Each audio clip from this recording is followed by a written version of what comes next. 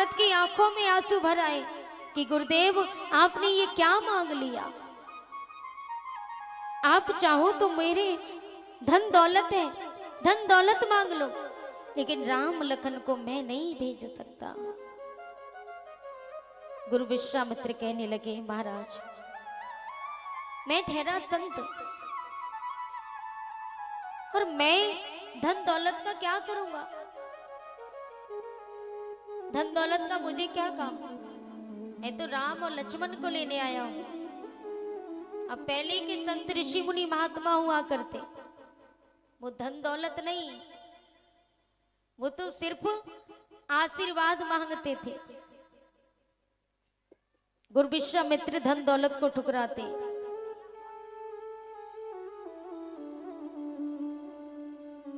अब उन्होंने धन दौलत को त्याग दिया, बोले राम लखन को ले जाऊंगा। लेकिन आजकल के संत ऋषि मुनि महात्मा घूमते ना, वो तो चाहते कि पूरे घर को धन इकट्ठो हमें ही मिल जाए। वैसे संतों को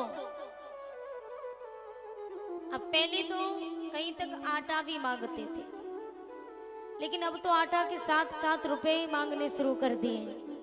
बोले दक्षिणा चाहिए, दक्षिणा देना तब अच्छा लगता है हम अपने घर किसी ब्राह्मण को या किसी अतिथि को भोजन कराएं, तो भोजन कराने के बाद भोजन संपूर्ण तभी होता है जब हम भोजन कराने के बाद दक्षिणा अर्पण करते हैं, तभी भोजन संपूर्ण होता है। तो तब तो दक्षिणा अच्छी लगती है। लेकिन भिक्षा मांगने आएंगे, आटा भी चाहिए, दक्षिणा भी चाहिए। लेकिन ऐसे संत आटा को तो ले जाएंगे दुकान पे बेच देंगे, और बेचने के बाद शाम को भगवान के मंदिर में नहीं, दूसरा वाला मंदिर जो ठेका है ना, वहां पहुंच जाएंगे, वहीं जैसी आराम होता है। तो आज के जो संत हैं वो तो बनते हैं, जो संत वाकई में है वो तो कई अंत हैं। लेकिन आज भी बहुत संत ऐसे हैं जो भगवान से मतलब रखते हैं। संत वास्तविक वही है जो मिल जाए उसी में प्रसन्न रहना चाहिए, तो संत है। संतों को केवल पेट भरना है, जो मिल जाए उसी में जय सिया राम करो। और साल में एक ना एक बार अपने घर संतों को भोजन कराना चाहिए, साल में एक बार। मान लीजिए कि हमने गंगा स्नान कर लिया, हमारा घर पवित्र हो गया, संतों को अपने घर भोजन कराने से वो घर स्वर्ग के समान हो जाता है। यदि संत जिस घर में स्वयं पधारे और बैठ करके भोजन करें, और नहीं भी आए तो हमें कहीं संत जी रास्ते में मिल जाएं तो संत जी को महाराज जी प्रणाम, चरण स्पर्श कीजिए, आशीर्वाद लीजिए और घर बुला करके लाइए, उनको बिठाल करके सम्मान पूर्वक उनको भोजन कराइए। जिस घर में संत भोजन करते हैं वो घर स्वर्ग के समान हो जाता है। बोली संत भगवान की। संतों की वाणी को भी श्रवण करना चाहिए। जो संत जी होते ना, यदि संतों की संगति में लागोगे, उनसे कुछ ज्ञान प्राप्त होता है। और संतों से कुछ श्रवण कीजिए, ज्ञान प्राप्त कीजिए। यदि एक पापी होगा ना, पापी लोग भी जहां संतों की टोली जा रही हो और हरे राम हरे कृष्ण करते करते संतों की टोली जा रही हो, और वो पापी जाकर के संतों की टोली में शामिल हो जाए, और शामिल होके वो भले भगवान का भजन ना करे, लेकिन यदि वो शामिल हो गया तो वो भी उतने ही पुण्य का भागीदार हो जाता है। और यदि चोरों के साथ में, भाई आपने सुना होगा कि चोर के संग रहोगे तो तुम भी चोर बजोगे। भले चोरी मत करो, भले आप अच्छी सीख दो कि भैया चोरी मत कर, लेकिन आप उसके साथ हो तो आप भी चोर घोषित कर दिए जाओगे। इसलिए एक सज्जन पुरुष और पापी जहां जा रहे हो, या मान लीजिए चोरों की टोली जा रही हो, तो आप भी उतने ही भागीदार बन जाओगे। ठीक उसी प्रकार एक पापी व्यक्ति यदि संतों की टोली में शामिल हो गया तो वो भी उतने ही पुण्य का भागीदार हो जाता है। बोलिए गोविंद भगवान की जय हो। इसलिए कहते हैं कि संतन के संग लाग रे तेरी अच्छी बनेगी।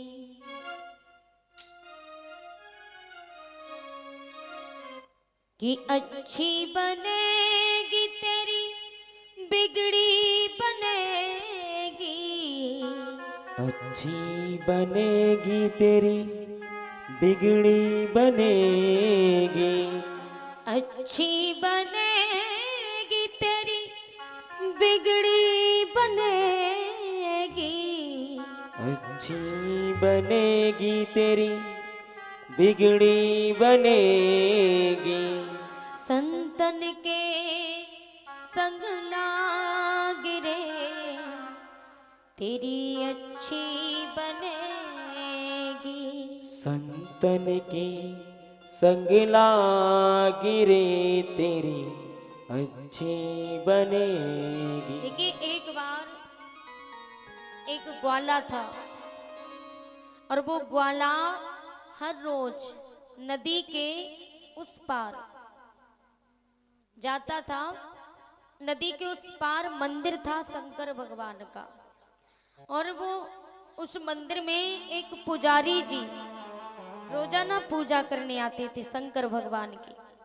शंकर भगवान की पूजा करने के बाद चले आते, और वो ग्वाला देखता था गाय भैंस चुंगाने वाला, गाय भैंस चुंगाने आता, साथ में एक मोटी सी लाठी लेकर के आता, और वो रोज देखता था कि एक ब्राह्मण देव भगवान शिव शंकर की पूजा करते और चले जाते। लेकिन वो रोजाना गाय भैंस चुंगाने आता तो मोटी सी लाठी थी, तो नदी के उस पार नदी पार करके जाता और भगवान शिव शंकर के खींच के एक लाठी मारता, और लाठी मारने के बाद वापस घर चलाता। ऐसे होते होते काफी समय बीत गया। एक दिन बारिश हुई, घनघोर बारिश, इतनी तेजी से बारिश हुई कि पुजारी जी उस दिन पूजा करने नहीं आए मंदिर में। भगवान शिव शंकर इंतजार कर रहे हैं कि पुजारी जी आज पूजा ही नहीं करने आए। अब पुजारी जी तो पूजा करने नहीं गए बारिश की वजह से, लेकिन वो ग्वाला था, वो भोजन करने बैठा, निवाला तोड़ के मुंह में दे ही रहा था कि उसे याद आ गया कि आज मैं शंकर जी के लाठी मार के नहीं आया। उसने वो भोजन वहीं छोड़ दिया, हाथ में लाठी उठाई और नदी पार करके जा करके भगवान शिव शंकर को लाठी मारने को हुआ। वैसे ही भगवान प्रकट हो गए। बोली शंकर भगवान की जय हो। भगवान प्रकट हो गए, और जैसे ही भगवान प्रकट हुए ग्वाला कहने लगा, प्रभु आपने मुझ जैसे पापी को दर्शन दिए। अरे मैं तो कितना बड़ा पापी हूँ, मैं तो आपकी पूजा करने की बजाय मैं आप में रोज लाठी मारता हूँ, और पुजारी जी रोज आपकी पूजा श्रद्धा से मन से करते, आपने कभी पुजारी को दर्शन नहीं दिए। और मैं रोज लाठी आप में मारता, आपने मुझे दर्शन दे दिए। भगवान कहने लगे, भैया मैं तो भाव का भूखा हूं, नियम का भूखा हूं। पुजारी जी पूजा तो करते, लेकिन आज पुजारी जी नहीं आए, लेकिन इतनी घोर बारिश में भी तू मुझे नहीं भूला, इस वजह से मैंने तुझे दर्शन दिए। तो भगवान सिर्फ भाव के भूखे हैं, प्रेम के भूखे हैं भगवान। तो अगर भाव से भजोगे तो भगवान अवश्य मिल जाएंगे। ये नहीं, भगवान ये नहीं कहते कि हमारे लिए उपवास रखो, ये नहीं कहते भगवान के हमारे लिए व्रत रखो। भगवान तो कहते भले पेट भर लो लेकिन पूजा करो आत्मा से। कुछ लोग भगवान का व्रत तो रखते हैं, मंदिर में पूजा करने जाएंगे, हाथ में धूप बत्ती पकड़े हैं और धूप बत्ती भगवान के सामने घुमा रहे हैं कि हे प्रभु जल्दी जल्दी पूजा हो जाए, जल्दी जल्दी भोजन कर लो। तो ऐसी पूजा से क्या मतलब? भगवान की पूजा कर रहे हैं, भगवान के सामने खड़े, नाम है कि हाँ पूजा कर रहे हैं, लेकिन ध्यान आपका भोजन की तरफ, ध्यान भगवान की तरफ नहीं, भोजन की तरफ है। तो ऐसी पूजा से क्या फायदा? आप अपना पेट भर लीजिए। भगवान कहते हैं कि पेट भर लो, उसके बाद मेरी पूजा करो। कम से कम पूजा में मन तो लगेगा, ध्यान नहीं भटकेगा। फिर बोली बांके बिहारी लाल की जय हो। जय जय श्री राधे। श्याम। अब गुरु विश्वामित्र कहने लगे, महाराज मुझे धन दौलत नहीं चाहिए। बोले राजन आरिणवासी, गिन गिन कर घिसे जा रहे हैं। पावर निशाचरों के मारे, तपस्वी जन पिसे जा रहे हैं। रक्षा कर गौ और ब्राह्मण की, ऋषियों की विपदा कटवा दो। धन धाम ग्राम का काम नहीं, श्री राम लखन को पहुंचा दो। जय हो।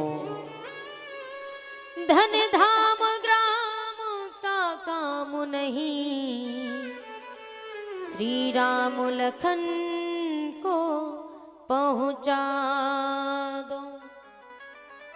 गुरु विश्वामित्र कहने लगे, महाराज मैं धन दौलत का क्या करूंगा? मैं तो सिर्फ राम लक्ष्मण को लेने आया हूँ और तुमने त्रिवाचा भरा, लेकिन तुम त्रिवाचे से पीछे हटते हो तो कोई बात नहीं, मैं वापस लौट जाऊंगा। तो गुरु विश्वामित्र की बात सुन के दशरथ महाराज कहने लगे, नहीं गुरुदेव, यदि मैंने त्रिवाचा भरा है तो मैं आपको खाली हाथ नहीं जाने दूंगा।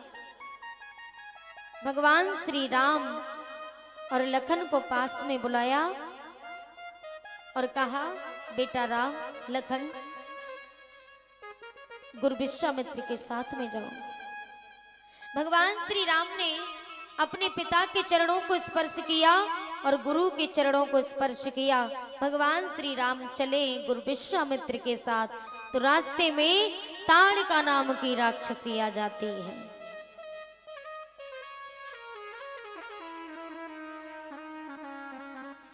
कि चले जात मुनि दीन दिखाई,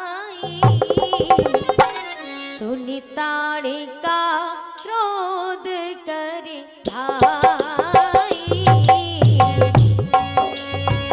चले जात मुनि दीन दिखाई, सुनि ताड़का क्रोध करे भाई।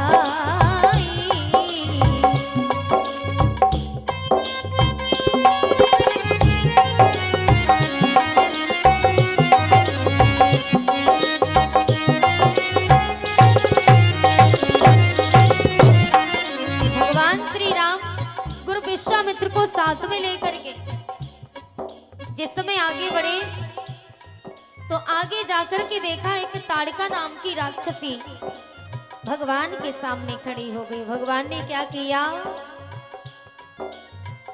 एक ही बाण प्राण हर लीना, दीन जाने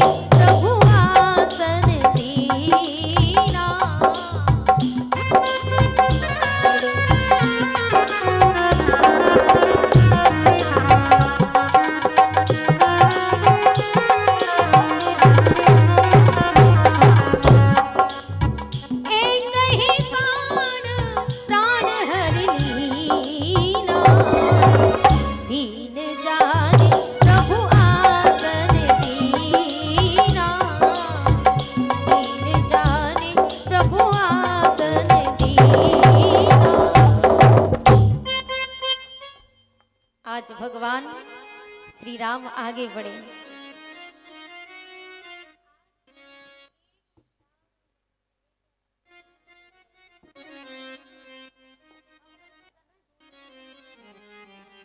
श्री राधे बोली रामचंद्र भगवान की जय हो। जय जय। तो आगे चल करके देखा ताड़का नाम की राक्षसी आकर के शोर मचाने लगी। तो भगवान श्री राम ने देखा कि एक ही बाण प्राण हर लीना। भगवान ने ज्यादा नहीं, मात्र एक बाण मारा। ताड़का नाम की राक्षसी आई और शोर मचाने लगी।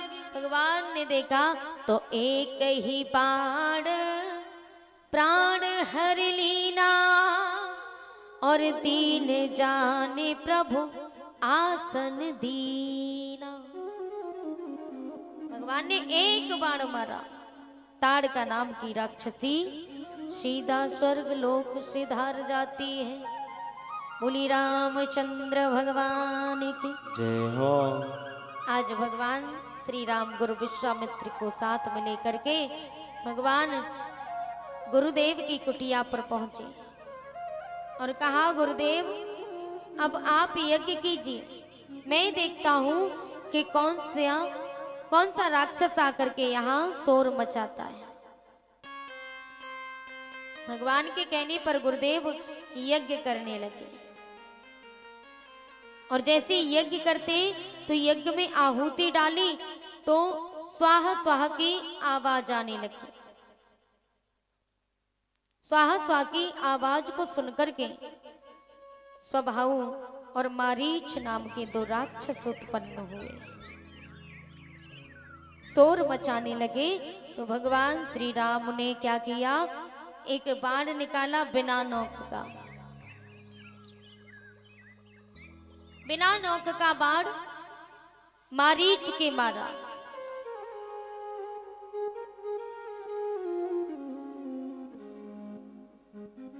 बिना नोक का बाण जैसे ही निकाल के मारीच के दिया तो मारीच कहां जाके गिरा। भगवान श्री राम ने बिना नोक का बाण मारीच के मारा और मारीच के जैसे बिना नोक का बाण दिया तो मारीच 100 कोस की दूरी पर समुद्र के पार लंका में जाकर के गिरा। बोली रामचंद्र भगवान की जय हो। आज लंका में 100 कोस की दूरी पर समुद्र के पार लंका में जाकर के मारीच नाम का राक्षस गिरा। अंत में भगवान ने स्वभाव का भी वध किया। इधर महाराज जनक के महलों में जनक नंदिनी सीता मैया ने अवतार लिया। प्रकट हुए थे अवध में राघव नाम उतार। जनक भवन में शक्ति ने उधर लिया अवतार। महाराज जनक की यहाँ माता सीता अवतार लेकर के आई हैं। भैया जी झांकी बन रही है। अच्छा हाँ, समय से तैयार करवा देना, ठीक है।